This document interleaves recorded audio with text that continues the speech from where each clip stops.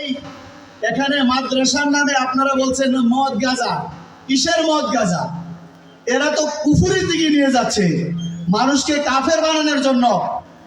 এরা হজ বিশ্বাস করে না, হজের কার্যক্রম এই সিস্টেম ঠিক নাই। এই ছবি উঠাইতে হয়, মক্কা এবং মদিনার মধ্যে সিসি ক্যামেরা আছে, এই জন্য ওনার ফিসাবে বলে হজ জায়েজ নাই, হজের দরকার নাই।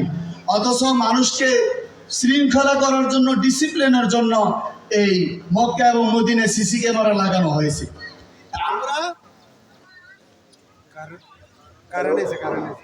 আমরা এই ভণ্ড আকিদা, এই রাজারবাগী প্রতিষ্ঠান যাতে, এই দনুয়াখালা যাতে না হইতে পারে, এই কালীবাজার ইউনিয়নে যাতে না হইতে পারে, এই কুমিল্লাতে যাতে না হইতে পারে।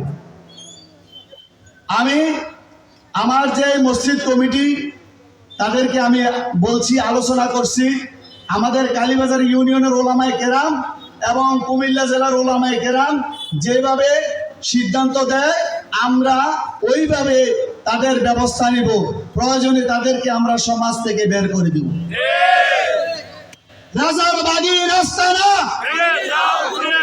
দনুয়াখালায় হবে না, কালীর বাজারে হবে না, কুমিল্লাতে হবে না। এই বলে আমার এই সংক্ষিপ্ত আলোচনা শেষ। সম্মানিত উপস্থিতি,